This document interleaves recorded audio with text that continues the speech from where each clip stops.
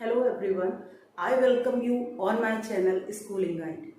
And in today's video we are going to read about volcanoes. So in today's video we are going to know about volcano, magma, vent क्या होता है, fissure we will know, crater क्या होता है और volcanic mountain क्या होते हैं, कैसे बनते हैं, कौन कौन सी volcanic belt हैं उनके बारे में भी पढ़ेंगे। सर्कम पैसिफिक बेल्ट क्या है, अल्पाइन हिमालयन बेल्ट क्या है और ईस्टर्न अफ्रीकन बेल्ट क्या है या फिर कहाँ पर है, ये सब जानेंगे। वॉल्केनो की टाइप भी पढ़ने वाले हैं, active volcanoes, dormant volcanoes and extinct volcanoes. तो सबसे पहले ये डायग्राम देख लीजिए, ये डायग्राम वॉल्केनो का डायग्राम है। तो इसमें यहाँ पर सबसे पहले एक मेंटल दिखाई गई है, बीच में जो दिखाया गया है ये मेंटल है, दिस इज मेंटल, ठीक है, ये मेंटल है। अब मेंटल के बीच में ये मैग्मा चैम्बर है, यहाँ पर मैग्मा रहता है, ठीक है।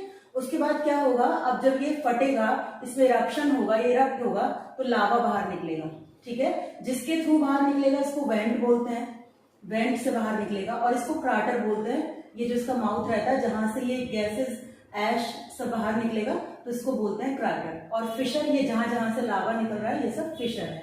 तो ये हो गया आपका डायग्राम एक वॉल्केनो का, ठीक है। आप सबसे पहले बात करते हैं, आप सभी को पता है कि वॉल्केनो क्या होता है, आप बचपन से पढ़ते आ रहे हैं, since your early ages, second third class में भी थोड़ा बहुत वॉल्केनो के बारे में सभी ने सुना होगा और पढ़ा होगा। तो वॉल्केनो आपको पता है, मैग्मा और लावा में क्या डिफरेंस रहता है मैं आपको बताती हूँ। जब वो अंदर रहता है, जमीन के अंदर रहता है, मेंटल में रहता है, वो कैसे बनता है, जब रॉक्स मेल्ट हो जाते हैं तो उससे जो बनता है वो मैग्मा कहलाता है, ठीक है। उससे जो कंपोजिशन तैयार होता है दैट इज मैग्मा। और जब इरप्शन होता है किसी ज्वालामुखी का, किसी वॉल्केनो का, जब वो बाहर निकल जाता है तो अर्थ की सरफेस पे आने के बाद दैट इज कॉल्ड लावा, उसको लावा कहा जाता है। तो इतना सा डिफरेंस है, कभी कंफ्यूज मत करिएगा कि ये लावा बोल रहे हैं या मैग्मा बोल रहे हैं या मैग्मा बोल रहे हैं लावा बोल रहे हैं। अर्थ के अंदर वो मैग्मा है और सरफेस पे आने के बाद वो लावा है। तो this is the difference only. और क्या इंपॉर्टेंट चीजें हैं जो मैं आपको बताने वाली थी, मैंने आपको लावा बताया, मैग्मा बताया, वेंट भी बताया, वेंट ये रास्ता होता है मैंने अभी आपको बताया, फिशर भी बताया, fissure is a long crack from which lava erupt, जहां से लावा इरप्ट होता है, यहाँ से इरप्ट हो रहा है, यहाँ से इरप्ट हो रहा है, तो ये सब क्या है, ये सब फिशर है, ठीक है। अब इसकी जगह बताते हैं कि कहाँ कहाँ पर ये है। तो Alaska, Hawaii, California, Oregon have the most active volcanoes in the world. तो ये वो जगह है यूएस में जहां पर बहुत ज्यादा एक्टिव जगह है, जहां पर वॉल्केनो इरप्शन होता रहता है। अब वॉल्केनिक माउंटेन क्या होते हैं, तो जैसा एज द नेम सजेस्ट कि वॉल्केनिक माउंटेन हो गए जो वॉल्केनो से बन रहे हैं, यानी कि जो लावा बाहर निकल रहा है, लावा ठंडा हो रहा है, तो उससे जो माउंटेन तैयार हो रहे हैं या फिर उससे जो प्लेटो तैयार हो रहे हैं तो दे आर वॉल्केनिक प्लेटो, या फिर माउंटेन है तो वॉल्केनिक माउंटेन। तो volcanic mountain are formed when molten rock from deep inside the earth erupt through a crust and pile up on itself. जब बाहर निकलता है ये और पाइल अप हो जाता है, इस तरीके से इसके पाइल बन जाते हैं, ठीक है। The island of Hawaii were formed by undersea volcano. तो जो आइलैंड है, हवाई का जो आइलैंड है, तो वो किससे तैयार करा गया है, वो वॉल्केनो इरप्शन हुआ था उसी से तैयार हुआ है। The island of Hawaii were formed by undersea volcano, मतलब वहां समुद्र के अंदर वॉल्केनो फटा और ये तैयार हुआ। माउंट सेंट हेलेंस इन नॉर्थ अमेरिका, नॉर्थ अमेरिका में माउंट सेंट हेलेंस है, वो भी ऐसे ही तैयार हुआ। माउंट पिनाटुबो इन फिलीपींस, ये फिलीपींस में है, ये भी एक वॉल्केनिक माउंटेन है। माउंट किया एंड माउंट लोआ इन हवाई, ठीक है। तो हवाई बार बार आ रहा है और हवाई यूएस में है, ठीक है। तो ये आप याद रखेंगे, आपको थोड़ा थोड़ा ये भी याद रखना चाहिए कि हम किस कॉन्टिनेंट की बात कर रहे हैं या फिर हम किस कंट्री की बात कर रहे हैं। थोड़ा सा मैप के साथ रिलेट कर लिया करो तो चीजें जल्दी समझ में आ जाएंगी, ठीक है। अब सबसे पहले बात करते हैं वॉल्केनो की टाइप्स की, कौन कौन सी टाइप्स की वॉल्केनो होती हैं। तो सबसे पहले 3 तरीके की वॉल्केनोज होती हैं। Active volcano as the name denotes, जैसे कि नाम से पता चल रहा है कि वो हमेशा एक्टिव रहते हैं। दूसरा डोरमेंट, डोरमेंट मतलब स्लीपिंग, मतलब ऐसा भी नहीं है कि बिल्कुल डेड पड़े हुए हैं और वो कभी भी फट सकते हैं, लेकिन ऐसा नहीं है कि बहुत जल्दी जल्दी फट रहे हैं, बहुत जल्दी जल्दी इरप्शन हो रहा है, ऐसा कुछ भी नहीं है। तो dormant volcano. And third one is extinct volcano, तो उसके बारे में भी पढ़ेंगे। तो चलिए देखते हैं। सबसे पहले एक्टिव वॉल्केनो में क्या होता है। An active volcano keeps on erupting frequently throw out ashes, lava, gas and rock. तो फ्रीक्वेंटली का मतलब होता है बारंबार, बार बार ये फटते रहते हैं, इनका इरप्शन होता रहता है और गैस और लावा रॉक्स बाहर निकलते रहते हैं। They are also known as a living volcano, ठीक है। इनको एक्टिव वॉल्केनो को आप लिविंग वॉल्केनो भी कह सकते हैं। एग्जाम्पल है इनका Barren Island is only active volcano of India. India में केवल एक ही एक्टिव वॉल्केनो है, वो भी अंडमान निकोबार आइलैंड में है। अभी अभी मैंने आपको नाम बताया बैरन आइलैंड, ठीक है। उसके बाद है किलू वॉल्केनो इन हवाई, हवाई में है। किलाई या किलाऊ, मुझे इसका सही प्रोनाउंसिएशन शायद आता नहीं है, तो इसको हम पढ़ेंगे किलाई, ठीक है। Kilauea in Hawaii is the world's most active volcano followed by Etna and Stromboli in Italy, ठीक है। तो अब एक्टिव वॉल्केनो का मैंने नाम बताया, हवाई में आपको ये बताया, इसे किलाऊ पढ़ लेते हैं। और उसके बाद इटना और स्ट्रोम्बोली, ये भी दो वॉल्केनो के नाम हैं। These both are in Italy, ठीक है। तो ये दोनों वॉल्केनो के नाम हैं।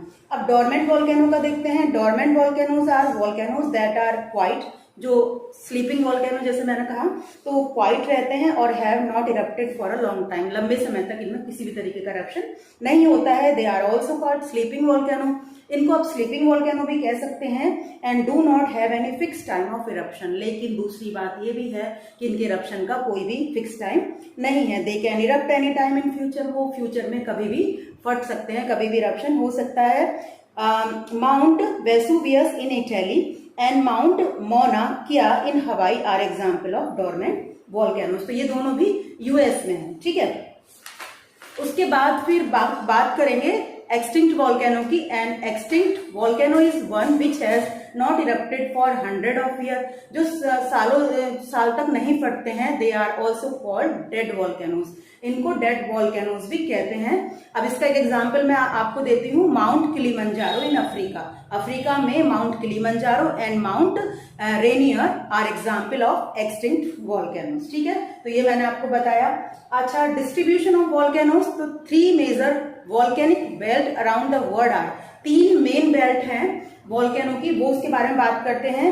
सर्कमपेसिफिक बेल्ट, ये रहा, इसको रिंग ऑफ फायर भी बोल सकते हैं। फिर दूसरा है एल्पाइन हिमालयन बेल्ट और तीसरा है ईस्ट अफ्रीकन बेल्ट। तो सर्कमपेसिफिक बेल्ट कहां पर है?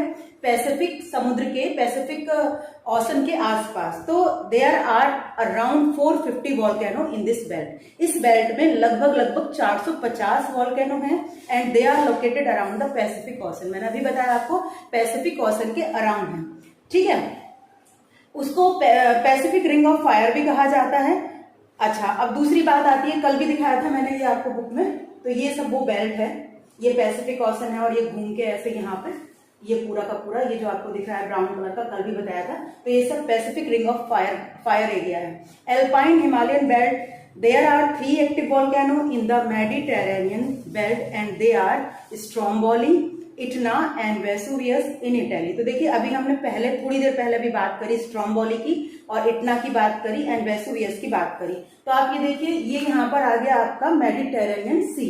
अब मेडिटेरेनियन सी में की बेल्ट में इन्होंने बताया स्ट्रोम्बोली, तो स्ट्रोम्बोली भी यहाँ पर लिखा हुआ है। उसके बाद इन्होंने बताया इटना, तो इटना भी ये लिखा हुआ है यहाँ पर। और उसके बाद ये दोनों इटली में है, तो इटली ये यूरोप का कंट्री हो गया, तो ये सब यहाँ आसपास का एरिया हो गया।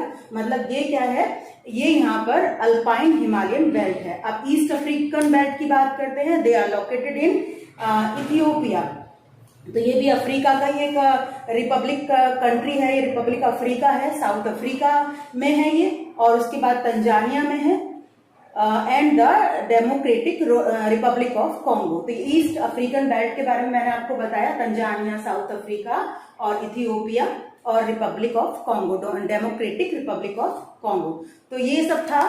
और उसके बाद ये टॉपिक होता है यहाँ पर ओवर, और उसके बाद शुरू होने वाला है बहुत ही इंटरेस्टिंग टॉपिक। अब तक क्या था कि हम इंटीरियर के बारे में पढ़ रहे थे, we were reading about the interior of the earth, जो हमने नहीं देखा है, सिर्फ हमने इस बुक से पढ़ा है या टीवी में देखा है। लेकिन अब जो हम आगे पढ़ने वाले हैं that is very interesting, because we are going to read about land forms. और लैंड फॉर्म्स आपने देखे हैं, क्या चीजें, कौन से एजेंट रहते हैं।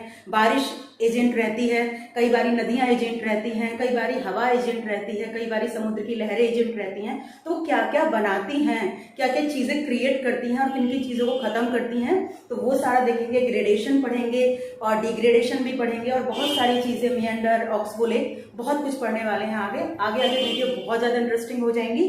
तो कल मिलेंगे एक नई वीडियो के साथ, एक नए टॉपिक के साथ। Till then bye and thank you everyone.